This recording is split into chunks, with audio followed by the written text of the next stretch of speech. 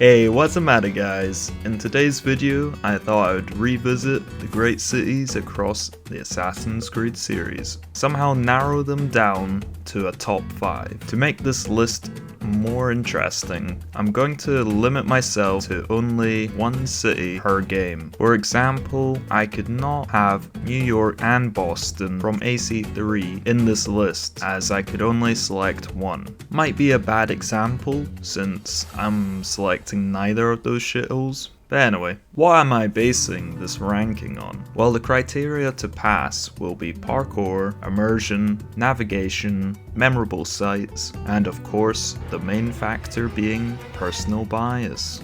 The main thing I'll be trying to avoid is resisting giving nostalgia points as best as I can. So without further ado, let's begin. So number 5, I'm going with Baghdad. Sound design is probably Baghdad's weakest point, as you can hear the same NPC singing when you go from Kar to Abbasiyah. Parkour variety is definitely one of the main positives about the city, as you can flow from ground level to mid level and then rooftop level pretty seamlessly. Even if the parkour system doesn't allow complete freedom of movement, at least there are parkour options in the city. I know, low standards on my part. I'm not sure if this is a difficulty thing, but there's barely any rooftop guards on rooftops anymore, and I seem to only find them in restricted areas. This makes the parkour a little easy, without the extra threat of guards. The outer area of Baghdad, like Abbasiyah, Kar, and Harbia, less NPCs and life, and we're lacking detail compared to the central part of the city, which is definitely the highlight area of the city.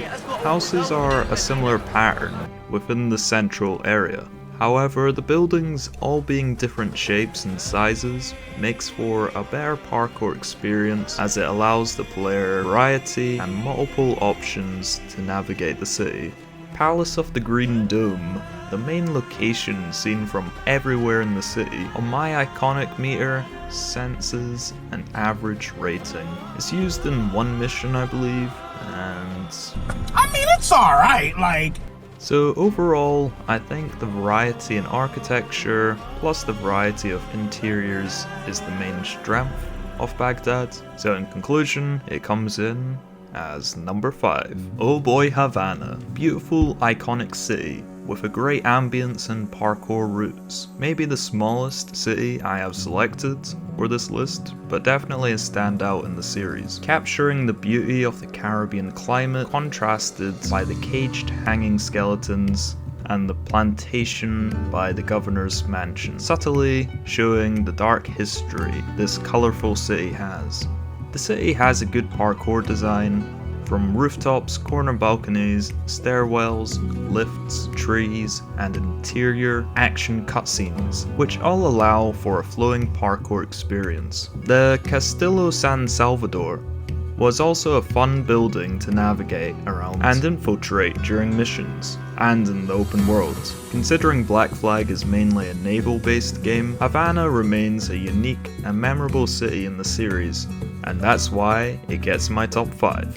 Roma.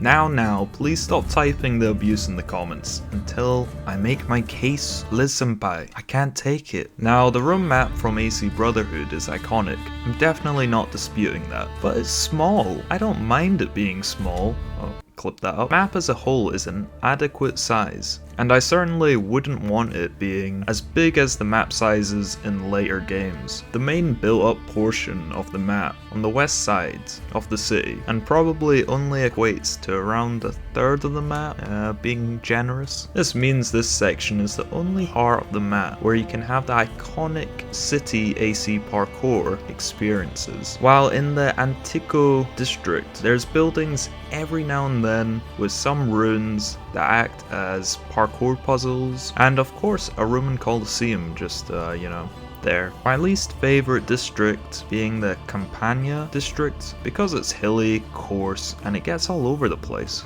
Now, that's most of my gripes with Rome, but obviously it's my third favourite city in the entire series, so what's good? The Castel Sant'Angelo is a great landmark, which is used in multiple missions throughout the story, but there's always different ways of entry, which is something I really enjoyed.